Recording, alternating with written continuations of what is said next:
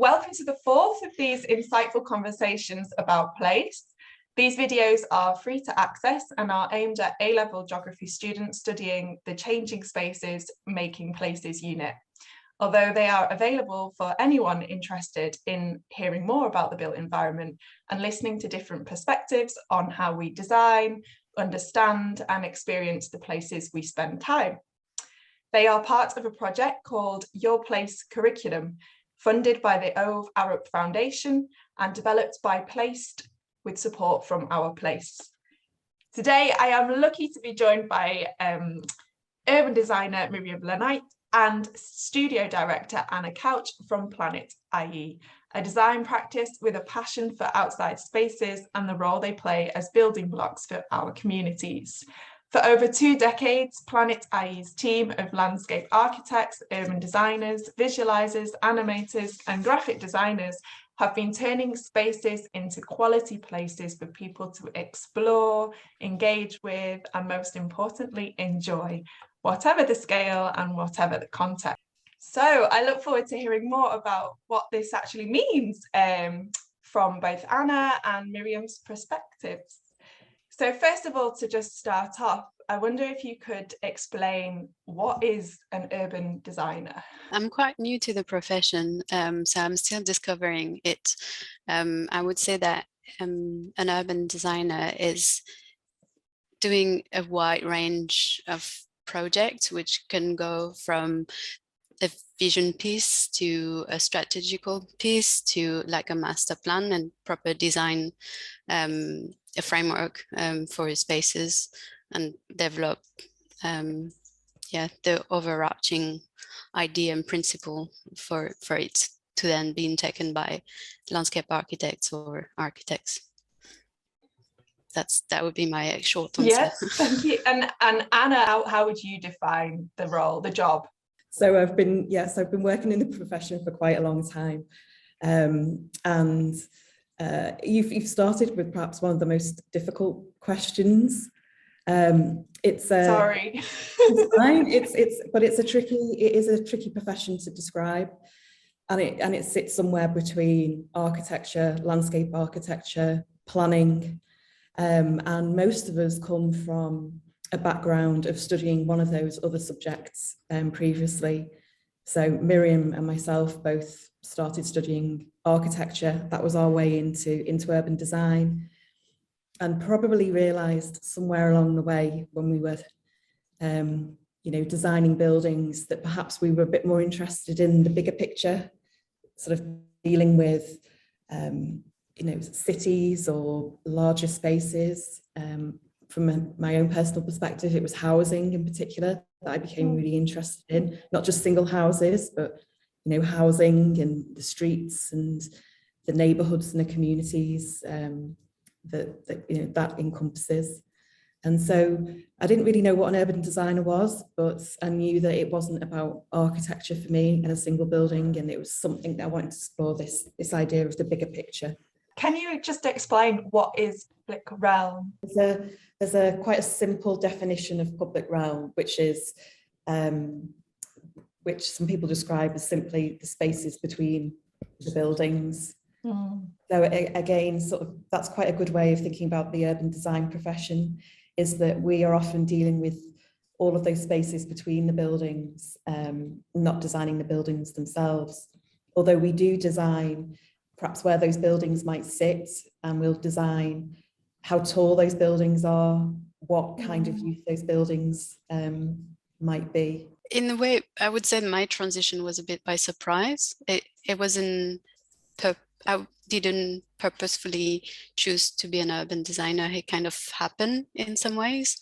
So after I was graduated, I worked a bit with a practice which was architect and urban design as well. And they did a lot of co-design, participatory design, which was focused on the urban environment, not so much on the architecture. And it kind of grow a interest about urban sociology. So then I did a master in urban sociology and anthropology, and that brought me in Liverpool.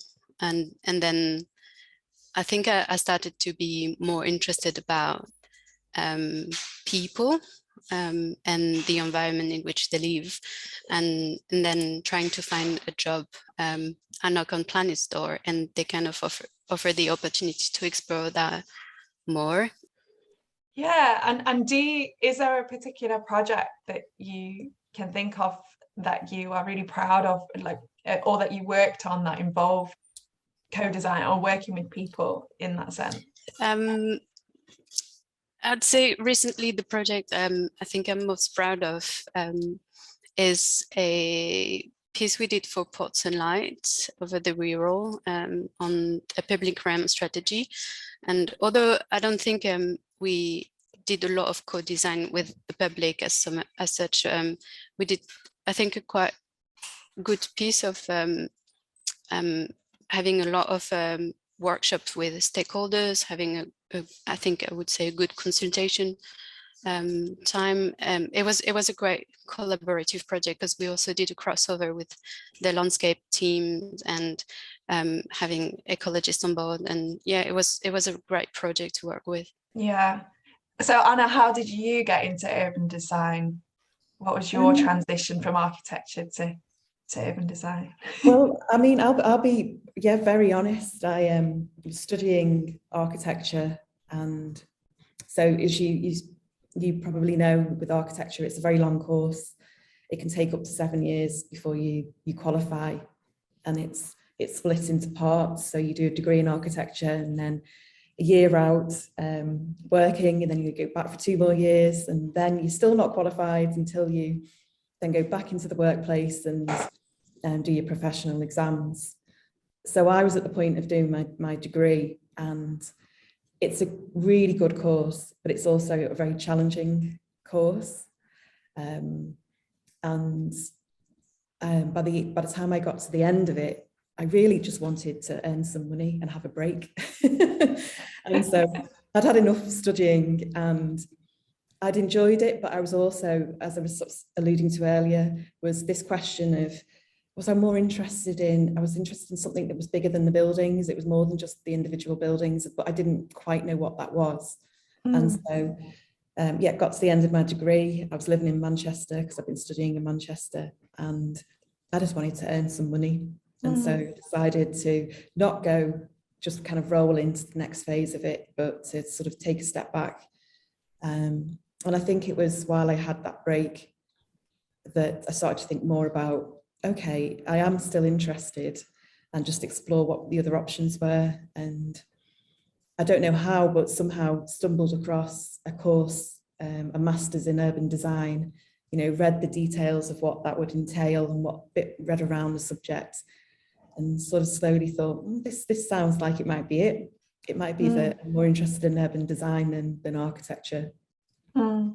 And then was, applied to do the MA, was lucky enough to get onto the course.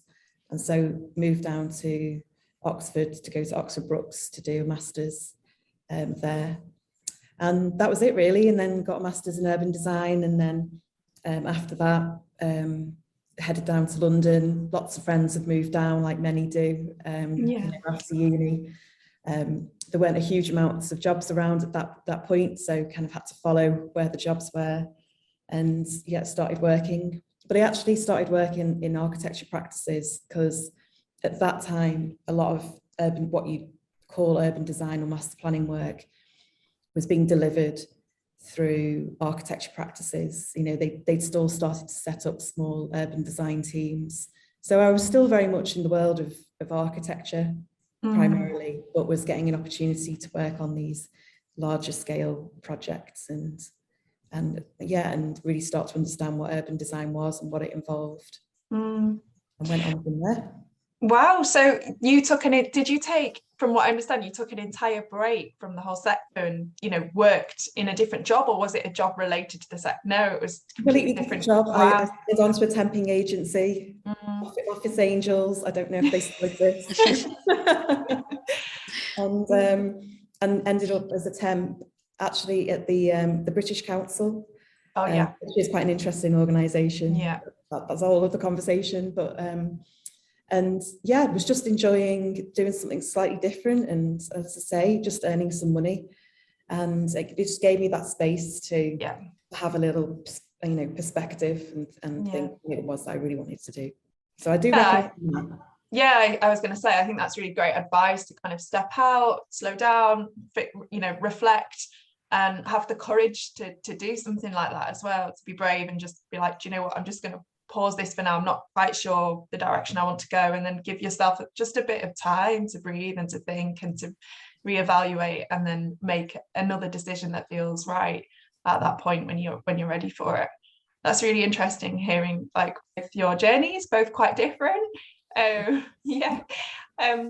just to kind of talk a little bit more about Planit-IE, because you're quite big, over like 70 different professionals working, and you've got offices in London, Manchester, Liverpool, and it's quite a big organization to work for.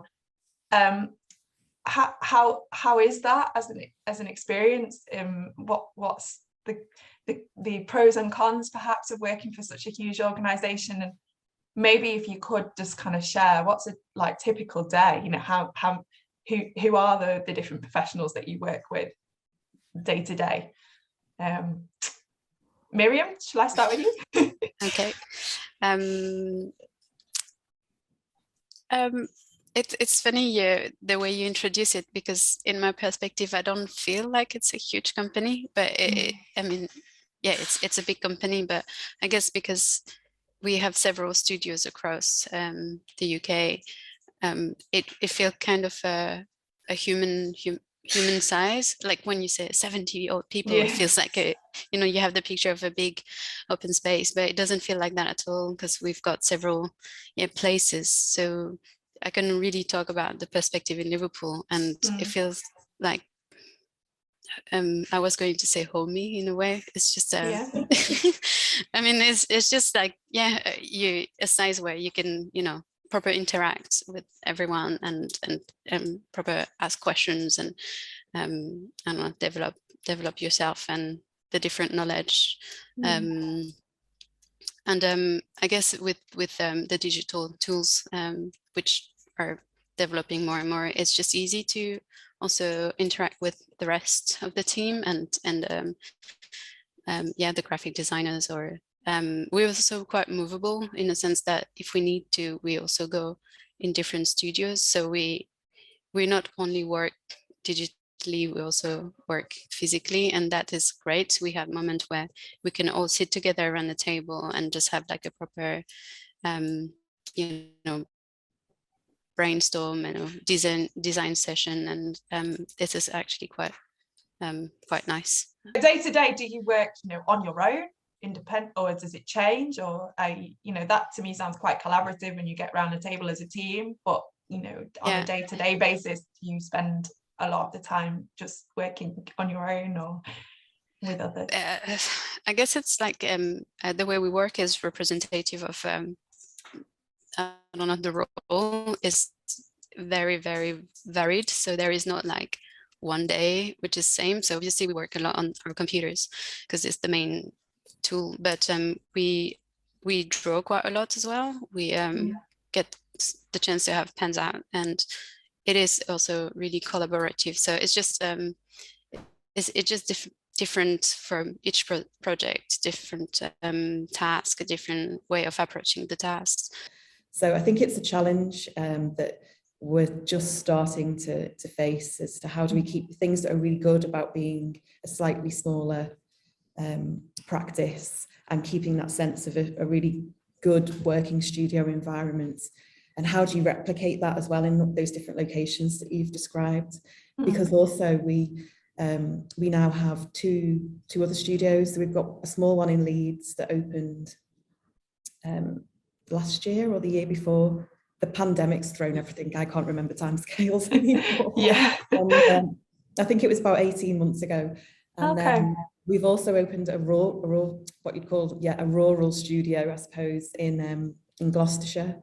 Oh wow! And the idea is that might be something that is perhaps more focused on the landscape side, but the sort of the land management, the very practical skills associated with landscape architecture. So yeah, things are changing and things are diversifying a little bit. But yeah, I'd reiterate what Myriam says, that I think, because I also work in the Liverpool studio, I think we've got a nice working environment where good size, we're 12 now, and yeah, we work very collaboratively, and it's, a lot of the work's very practical and getting the pens and the trace out still. It's not all about the computer. Yeah, I like to hear that. What other key skills would you say are good for working in this role? Being open-minded. Why so? Is that to do with, you know, challenges within the role of having to be being able to adapt, flexible, or why do you say that, Anna? Absolutely, those two words are key. I'd say, particularly you know, in the times we find ourselves with the challenges that we're facing environmentally and socially as well. I mean, I feel that underpins absolutely everything that we do going forward. And all of these things are connected though, because some of the other challenges I'd probably list out would be, the sort of some of the societal challenges and the economic environment, particularly a city like Liverpool has faced and continues to face. Challenges around biodiversity and the complete sort of depletion that we've seen in the UK, and things like health and well-being as well. You know, there's real challenges across society where those things are concerned, but all of these things I think are connected. We really are exploring quite maybe transformational, for want of a better word, but we're working in an environment where our design work potentially has real impact, and real measurable impact as well.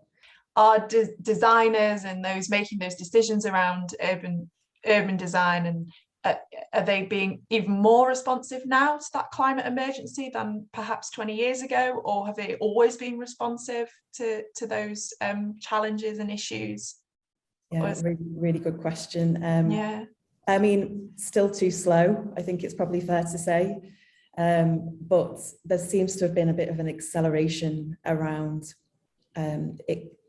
You know, the clients that we're working for are often big developers or local authorities. Really, that's kind of the two sort of camps, if you like, of the clients that we work with. And I'd say that it's probably post-pandemic. Are we post-pandemic? I don't know. Yeah, We're still in it, aren't we? Still in it. Yeah, it's sort of the last 2 years, I think the conversation around some of those things have really accelerated.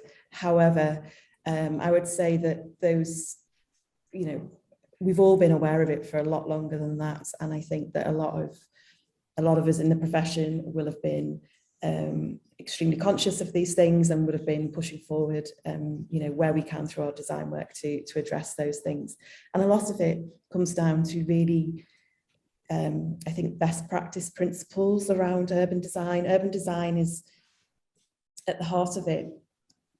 You know, people will still debate them, but there are sort of some core best practice principles around what good places might look like and what they constitute. And often those things are, again, sort of at the heart of ways of which you can, you know, tackle climate change, health and well-being, for example. So I'll give you one example. One is around really well designed, really well connected streets. And, you know, that sounds very simple and very basic, but if you get that right, it encourages walking, it encourages cycling, and promotes ways of moving around other than the car. And as I say, it might sound very simple, but that's really kind of one of the things that we're going to see rapid change, and we need to be seeing rapid change of people moving towards more sustainable, more, another term we use is active travel. You know, there's lots of buzzwords in our profession. Active travel is one of them, and really that's about choosing to get public transport or ride your bike over, you know, using the car. How do you also enable spaces and places to be accessible for everybody and inclusive? Because obviously not everybody can ride a bike, or, you know, if they have limited mobility for whatever reason, it may not be as straightforward for them to use other modes of transport. So how do you balance that? How do you balance that out? Myriam, do you want to? Yeah, I would say trying to go back to this open-minded you know, skills or approach. I think it's working with everyone, everyone being, you know, the public or organization. Like if we took the example of cycling, there is different cycle types which enable people with reduced mobility or people who care for others to actually ride, but the network is not developed enough, the width is not developed enough, and I guess it's like for designers and people who deliver or would deliver those kind of you know, street or network, to engage with those organizations, to understand the need, to understand what would work to make a place more inclusive. In my mind, at least, the more you engage with a wider range of people, the more then you can incorporate diversity into the design, or understand what it means to be diverse, and how you can just try to welcome everyone with every different needs. You would not design a space in the same way for a family with children, or for like, I don't know, young professional who has like, I don't know, nice incomes. It's two different places. But if you manage to have a little bit of everything, then in my opinion, you're able to design a place which can welcome. There's quite a lot of different people involved in that placemaking, place shaping process and decision. Is it a diverse representation around that table? How do you ensure that you know, those different needs are accounted for? It's really difficult. I mean, it all depends on the project, but some of those things are governed by planning requirements. So if you were preparing a planning application, which we're often working on, there'll be, as part of the requirements of the application, before you can even submit it, you will have to have consulted with certain groups and certain people. And that's a very, I suppose, dry way of looking at it. And that's really just about doing the things that you have to do. But we do like to think that, you know, at Planet, and certainly within our team and our studio and the work that we're involved with, as much as possible, we try and consult beyond that kind of minimum basis. And part of the work, well, Myriam mentioned a project before, the Port Sunlight project. That list of stakeholders that we talk to is established you know, quite early on in the project, and it will be informed by the client, but also we have an opportunity to contribute to that list of people as well. And then you might, if you've had an event, ask those stakeholders, are there some other people that we haven't been talking to that we need to be talking to? I mean, the other thing is that we also try and undertake public consultation, and there is a requirement to do that as part of most of our projects. And it can be really enjoyable, but it also very challenging. And I mean, I know, Indy, you'll have experience of it yourself, and it can be quite hit and miss. I think you can think that you've really advertised quite widely to try and attract as many people to it. And sometimes you have really good turnout to these events, and you can gain as much feedback as possible. But we've all been at events where you can be stood there for several hours and only 3 people turn up. So it's finding new ways of doing it and better ways of reaching more people is a challenge in our work, and it's something that we're always open to new ideas and new ways of doing things to try and improve that. Yeah, it definitely is a challenge, but work in progress. And do you think, is there anything more that we could be doing to encourage a more diverse representation? Is there anything more? I know you've mentioned that we do need to find more creative ways, but in terms of bringing those different voices to in those decision-making positions, is there anything we can do to facilitate that, push for it, encourage it? Anna, you're nodding your head. Yes. Well, I mean, I'm hoping it's things like this. It's about, you know, speaking to younger people and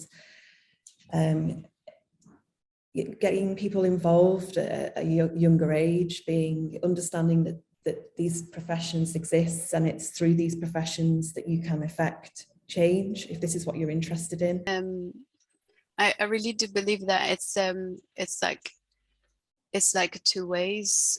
Obviously there is the people who design, the people who make the decision and implement, but there's, as you said, people who are experiencing the day-to-day basing the places.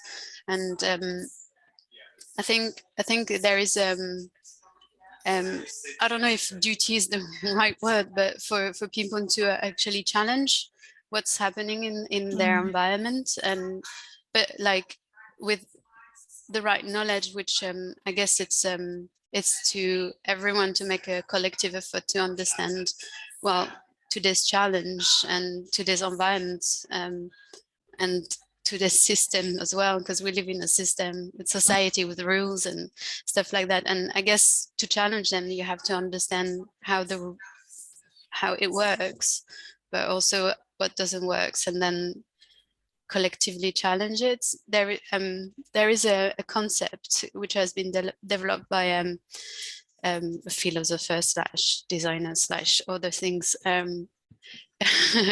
called Henri Lefebvre, and he developed this concept of the right to the city.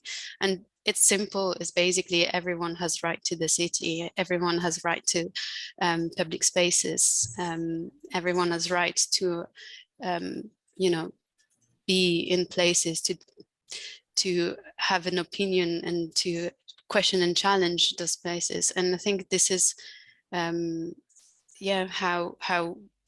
how we make great change, is by collectively having a proper understanding of our environment and challenge everything. Yeah. but with you know, with the idea of improving it. There is no point challenging if it's not, you know, to make the place better. Yeah, you need to come forward with the ideas as well if you're going to, you know, challenge what's being decided, but then also, as you say, you know, come forward with some things that you want to be improved. That's really interesting what you say about the right to the city, because we've seen so much kind of commercialization of spaces and privatization of spaces, and people maybe losing that right to you know, to open public spaces. And also definitely as a result of this pandemic, I think people are becoming more alert to those spaces that are available for them to spend time. Certainly I became way more alert to where is my nearest outdoor green space that I can get some fresh air. And I do feel like that kind of entered into public conversation a lot more definitely at the start of lockdown as well, when the spaces that we could inhabit were becoming smaller and smaller. You know, we were indoors, you know, we could only go out once a day. Like, I think just our whole awareness of places and spaces that were accessible to us became much more highlighted, didn't they? And maybe, Anna, do you want to add? Well, I was just you know, what Myriam described there, and it speaks directly to your question right at the beginning about what is public realm. And so it is an oversimplification to use that general term of the spaces between buildings, because really when you start to dig into it, it unearths all of the challenges that you've just described, that you know, at one time the majority of the public realm was publicly owned, publicly managed by local authorities, and without going into it, because it is a whole other conversation, you know, in its own right, and it's something that we debate a lot in the studio, and we're one small part of it. But more and more, we know local authorities are challenged economically and have been finding ways to reduce their budgets because of the pressures on them to do that. And this does have a direct effect on our work and the projects that we're working on. And more, any new public spaces that you see being brought forward across our cities and towns are part of major developments that developers are bringing forwards. And more often than not, the spaces that they quite rightly are delivering. So, you know, we see some good things happening there, but those spaces will more often than not be owned and managed by the developer, and a mechanism for the long-term management of those will be set up, but it won't be adopted by the local authority because the local authority doesn't have the money to take on those spaces to manage. And so that then it opens up the debate about who owns those spaces, who are they for, how are they inclusive, who feels like they can use them. And in the right way, you hope that that can be overcome through different clauses and, you know, agreed management and rights of access. But I think we're in a time where we're really yet to see how some of those things play out. The pandemic highlighted a lot of things, at least in Europe, because we thought we were protected from everything. But it's not true. The thing as well is we are on the brink of, you know, reaching this temperature level in the next 2 years. And, you know, that's since, if we pass this point, which I think we're going to, because nothing has drastically changed, then we don't know what is going to happen, and provision of the future are quite bleak. But that's the reality, and we have to actually acknowledge it, because if we still continue to not face it, then we're not going to prepare for it. And the 2 degrees temperature is going to bring a hell of a lot of change in the climate and the environment, to the point that we don't really know, but we know that drought is going to drop. Sorry, I don't know how to pronounce it properly. Drought is going to be a problem. Sea level, like water inundation and stuff like that. And so that we know that, at least in Europe, that's our things that is going to happen increasingly. And today's environment is a lot of tarmac, and so we covered the earth with like unbreathable membrane where nothing can pass through. So it's going to increase any problem of, like, you know, water, basically water, and or heat or stuff like that. So I guess in my point, nature-based solution like softening the streets or public realm, making it permeable for water to come, basically trying to make streets and places to breathe and to break this impermeable membrane that we covered the earth with, and bring back wildlife, non-human, basically non-human life within the streets is, to me, really important, because we are part of a wider ecosystem that we kind of broke by creating our own, you know, human settlements. And I think if we cohabit with non-human and create habitats for the non-humans, then we'll start to balance a bit more and potentially make ourselves a bit more resilient for the bleak future which is to come. Can you explain what brownfield is, Anna? Brownfield is really previously developed land. So for example, in Liverpool, and one of the projects we work on is former land that was once working docks. So we have a lot of that kind of space, again, in the Liverpool city region. or big sites where there were perhaps once there was some big gasworks, or there might have been a landfill site. And these spaces have become redundant, but they're now incredibly useful to us because of their position and their proximity. And that connectedness to existing public transport and infrastructure that's already there in existence. So so to kind of talk a little bit about kind of regeneration or redeveloping these brownfield, like these spaces that were once in use, does regeneration always happen on brownfield? How we've always considered, traditional views of what regeneration is, I would say yes. It's always been about urban areas, often the inner city.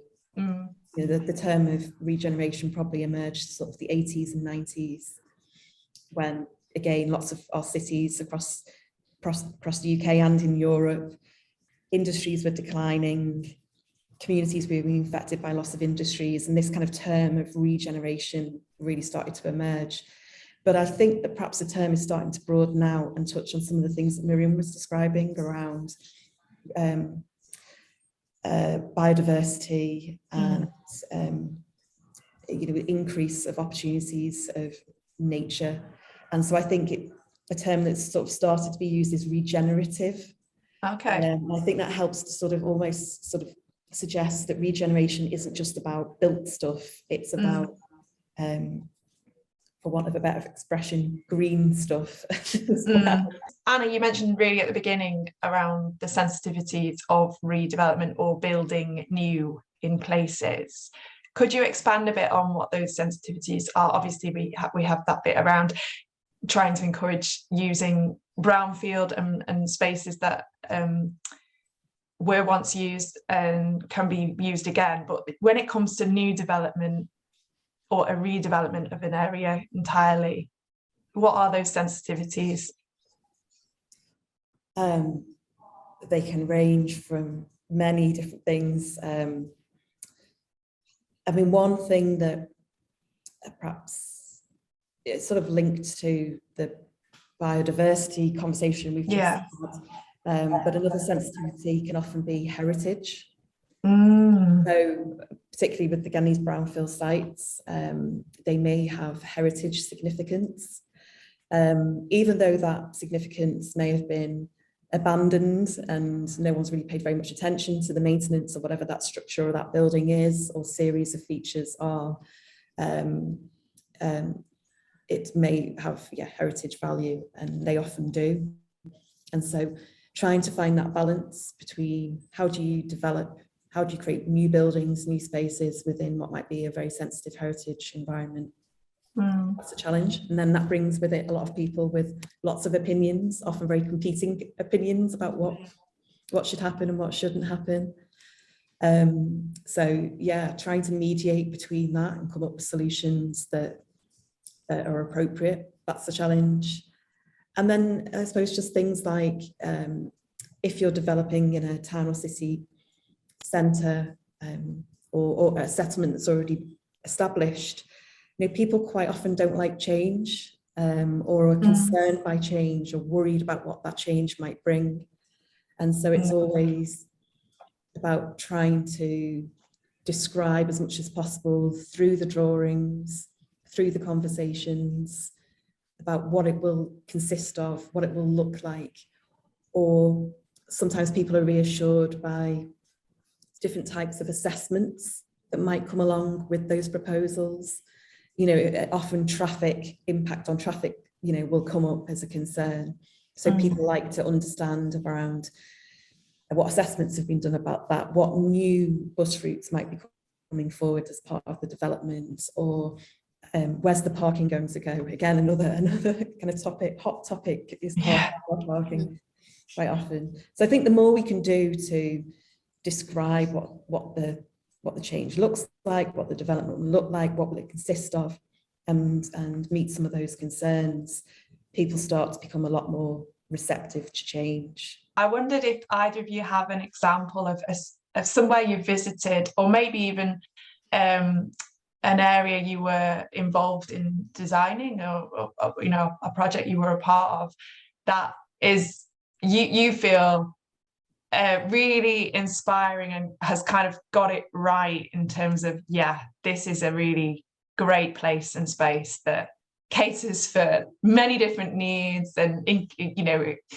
it's taken into account biodiversity, all of these elements that we've been talking about. Is there anywhere in the world, doesn't necessarily have to be in the UK, is there anywhere that's like, yeah, you're like, wow, if only all places and spaces could be like that? It's a really hard question. Yeah. I go first. Yeah.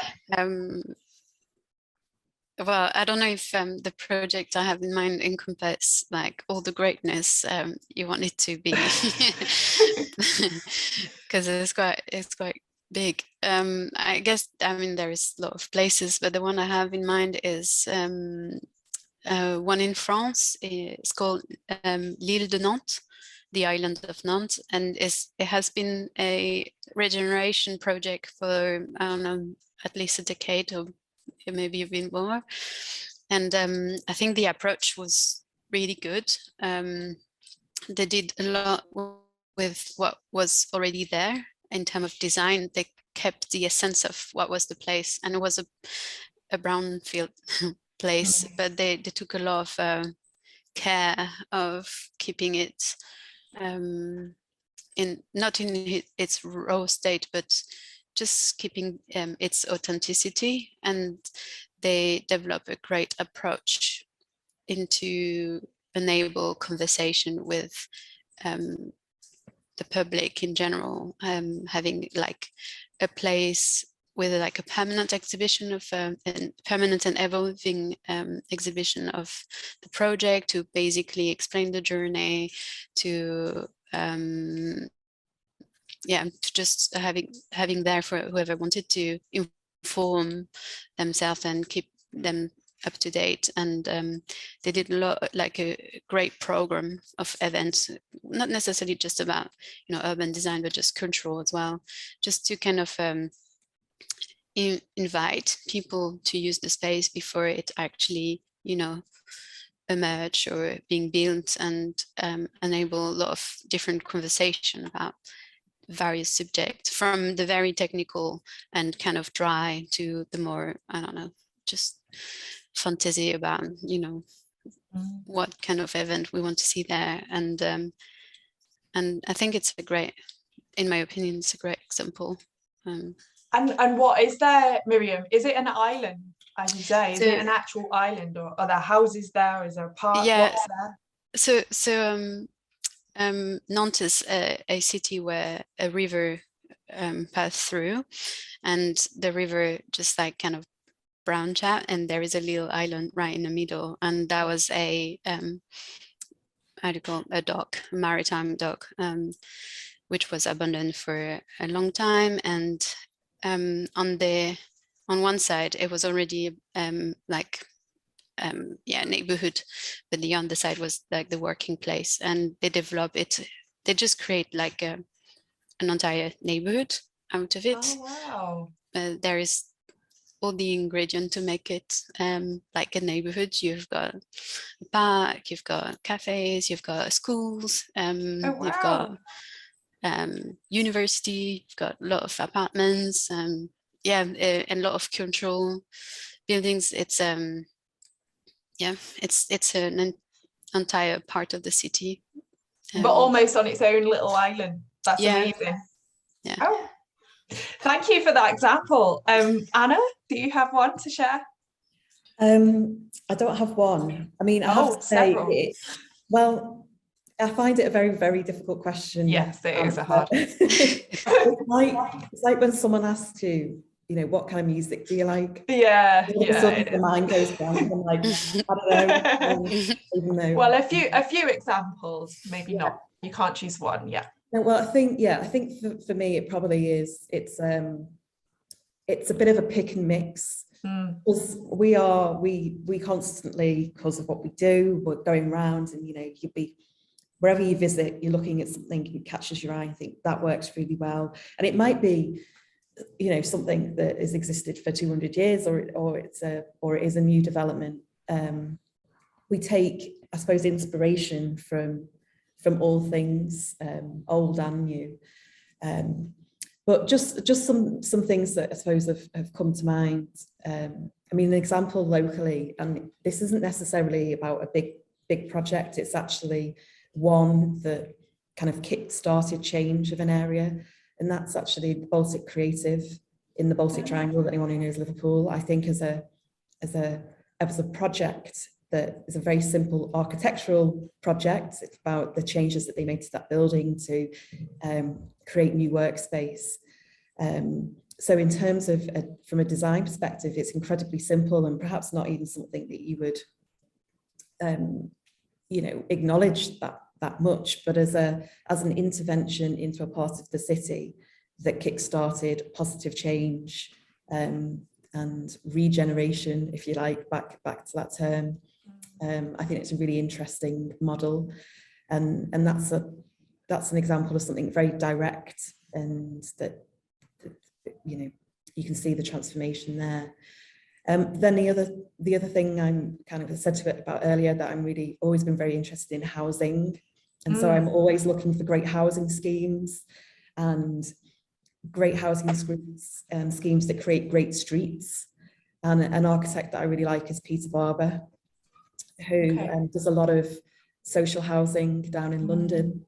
And there's always something about the elevation that he creates, and there's always a really strong articulation of doors onto the streets. He's got a great way of designing that threshold between the streets and the entrance, and really interesting kind of brick detailing. So there's a real richness to his work. So yeah, but that's a great inspiration for me. And perhaps something that's of a larger scale, similar to Myriam's Nantes example, is Hafen City in Hamburg. And again, it's another dockside redevelopment of an industrial landscape. And it just has so many parallels with one of the big projects that we work on in Liverpool. And there's a lot of similarities between the two cities, that it always seems to be a very useful precedent to always kind of refer back to and think, well, how did they do it there? And so some things directly translate, but often the things that come forward there that you might think have worked really well, it often comes back to things like process and the mechanisms for delivering development, not necessarily down to the quality of the design. What are you most excited for in the future, or hope for? If I'm totally honest, it comes with ups and downs. The moment of realization, or you're like, but I think what's exciting / hopeful, even though it could be quicker, it should be quicker, and it should be broader. I think there is this finally collective awareness of like something needs to change, and we need to do something now, and it needs to be like proper efficient, and it needs to happen. And I guess it's exciting because for, I guess, those who have been thinking of that for a while, let's talk about, I don't know, social injustice or environment. You're like, finally, we start to properly see positive change, and that's good. And what I'm hopeful is that because we start to make things happen, even though it should be quicker. I think the future generation are already on board with that, and far more, I don't know, maybe aware and active on the subjects that my old self when I was 17. So what I would say to myself, I don't know, because I wouldn't change, the journey, because I think it's important for your own personal growth. I think what what I would have liked maybe is having some awakening earlier in my life rather than, you know, close to 30. But but yeah, I think young generation are already on board with those, and very aware of, like, you know, the environment, the multiple crises. And I guess it's about, like, this video and what you're trying to do, like giving the opportunity and then enable this young generation to actually discover more, or take action. That taking action is yeah, to me, is the most important thing. It's like, yeah, understanding your environment, discovering more, and taking action will be my advice to my old self and to the future generations. Yeah, definitely. Thank you. Yeah, understand, take action. Yeah, I like that. Thank you for sharing. Anna, what are you most excited and hopeful for in the future? Any advice? This isn't a cop-out, and apologies, Myriam, I'm definitely not copying, but I was generally thinking along similar lines, that I think the exciting thing is that what has felt like we've been dragging people along, you know, over, I don't know, past few years, past 20 years, however long it's been for whoever it is, of taking these issues seriously. It's exciting to think that this inevitable change is finally starting to materialize, and that we'll be part of it, and that will help, you know, shape and deliver that change. And I think generally on a personal level, it's a change that is something to look forward to. I think the lifestyle it brings is something that is massively positive to all of us, for all the reasons we've talked about, just a much richer, deeper life experience, but I think will genuinely come with it. And so that's really exciting. And so be open to that change, I suppose.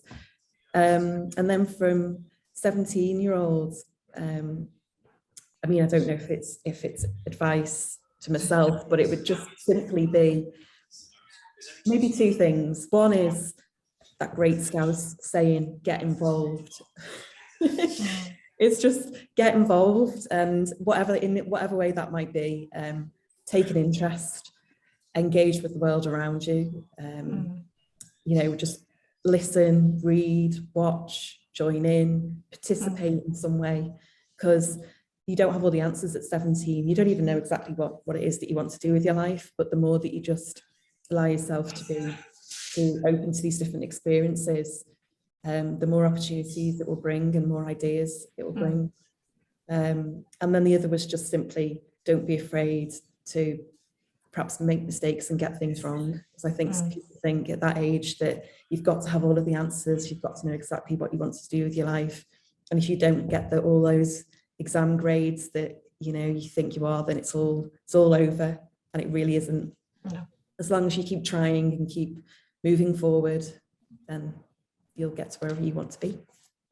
That's great advice, I think, from both of you. Thank you so much for your time today, and for sharing your perspectives on some of the things that we've discussed in our conversation. It's definitely been really insightful, really interesting, and I've no doubt that people's brains will be ticking away after watching this video.